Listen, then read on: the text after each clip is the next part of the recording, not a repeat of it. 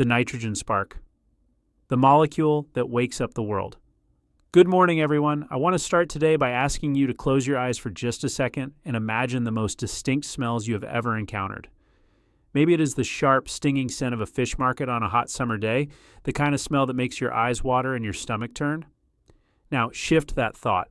Imagine the smell of a blooming garden in spring or the savory, rich aroma of a cured ham or aged cheese. Finally, I want you to stop smelling and start feeling.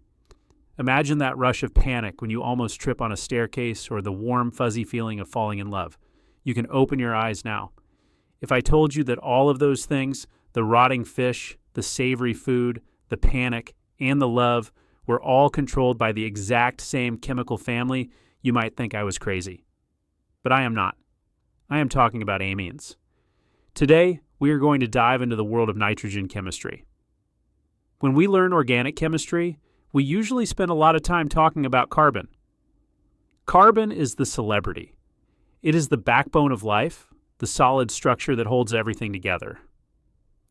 But if carbon is the skeleton, nitrogen, specifically in the form of amines, is the personality. It is the spark. It is the part of the molecule that actually does things. Over the next 30 minutes, we are going to explore why amines are the coolest, most diverse, and frankly, the most dramatic group of molecules in the universe. We are going to look at their strange shape, their terrible smell, how they literally control your brain, and how they might just save our planet from climate change. Let us start with the basics. What actually makes an amine different from everything else? It all comes down to one single atom, nitrogen. In a standard organic molecule, you have carbon atoms linked together in chains or rings. They are stable, rigid, and reliable. But when you introduce a nitrogen atom into that chain to create an amine, you change the game entirely. The nitrogen atom has a superpower. In chemical terms, we call it a lone pair of electrons. If you imagine the nitrogen atom as a person, it is holding hands with 3 other atoms, but on its back, it is wearing a backpack containing 2 unshared electrons. That backpack's not just luggage, it is a weapon. This lone pair of electrons makes amines incredibly reactive. They are chemically sticky. They are constantly looking for something to attach to. This makes them what chemists call basic and nucleophilic. While a carbon chain is happy to just sit there and exist, an amine is constantly looking for a fight or a friend. It wants to react. This reactivity is the fundamental reason why life as we know it is dynamic. If we were just made of carbon and oxygen, we might be durable, but we would be boring. The amine group adds the chemical chaos necessary for biological processes to happen. There's another fascinating thing about amines that makes them cool, and it is their shape. Most molecules are fairly rigid, but amines are restless. Imagine an umbrella in a heavy windstorm. You know how, if the wind catches it just right, the umbrella flips inside out? Simple amines do exactly that. It is a process called pyramidal inversion. At room temperature, a simple amine molecule is flipping inside out millions of times every second. They are vibrating, flipping, and moving constantly. This constant motion and flexibility allow them to squeeze into tight spaces in proteins and enzymes, acting like a master key that can unlock various biological doors.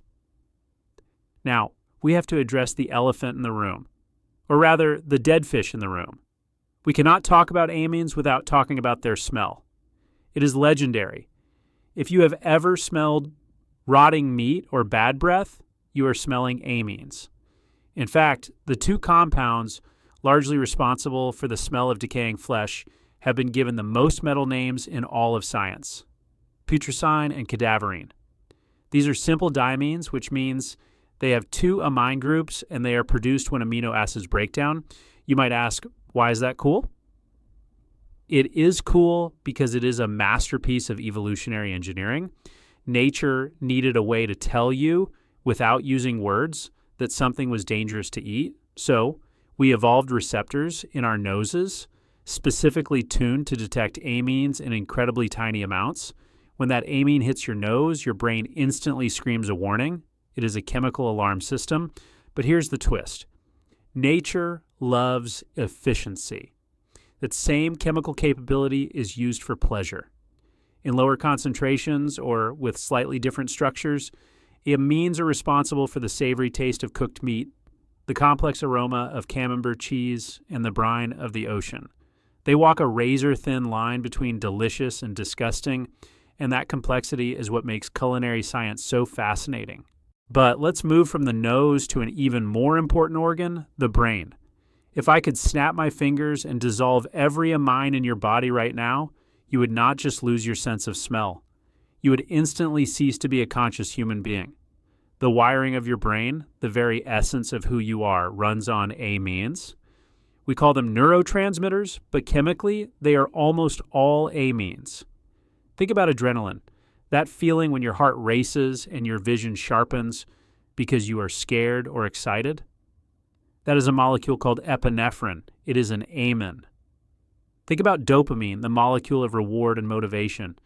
The reason you feel good when you check off a task on your to-do list or eat a piece of chocolate. That is an amine. Think about serotonin, which regulates your mood and sleep. That is an amine too.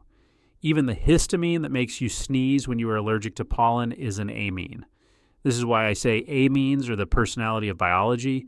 The carbon structure allows the molecule to fit into the right slot in your brain, but it is that nitrogen group, that amine, that usually does the clicking.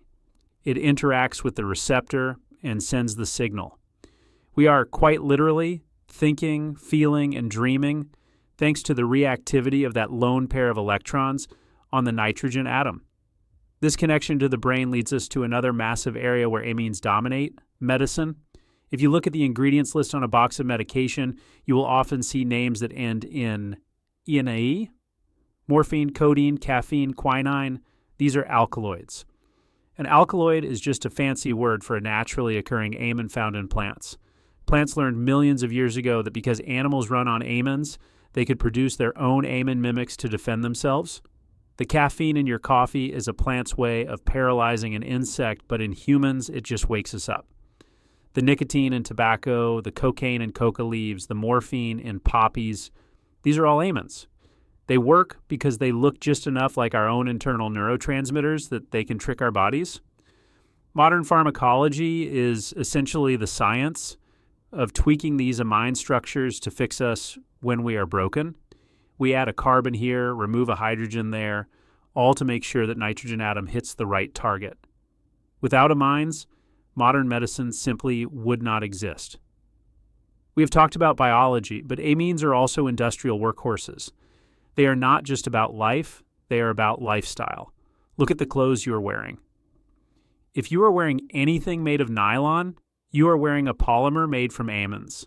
If your clothes are dyed blue, red, or yellow, those synthetic dyes are almost certainly derived from aniline, which is the simplest aromatic amine. The entire synthetic dye industry, which colored the Victorian world and every era since, started with the discovery of how to manipulate amines. And looking to the future, amines might be the heroes we need for our climate. One of the biggest challenges we face today is the excess of carbon dioxide in our atmosphere. We need to get it out. The leading technology for this is called carbon capture, or amine scrubbing. Remember earlier when I said amines are basic and sticky? Well, carbon dioxide is acidic. It is a perfect match. In power plants and industrial facilities around the world, engineers are building massive towers filled with amine solutions. As the exhaust gas from the factory goes up the smokestack, it passes through a mist of these amines. The amines grab onto the carbon dioxide, locking it tight, and let the clean oxygen and nitrogen pass through. We can then heat up the amines to release the carbon dioxide into storage and reuse the amines again. It is essentially a giant chemical lung, breathing in pollution and scrubbing it clean. The very same chemical property that makes fish smell bad is being used to scrub the sky clean. So, as we wrap up this journey, I hope you can see why I believe these molecules are so special. It is easy to look at a chemical structure and just see lines and letters. But when you look at that capital N, I want you to see the spark. Amines are the bridge between the inanimate and the animate. Carbon creates the structure of the house, but amines are the electricity running through the walls. They are the reason we can smell danger. They are the reason we can taste umami.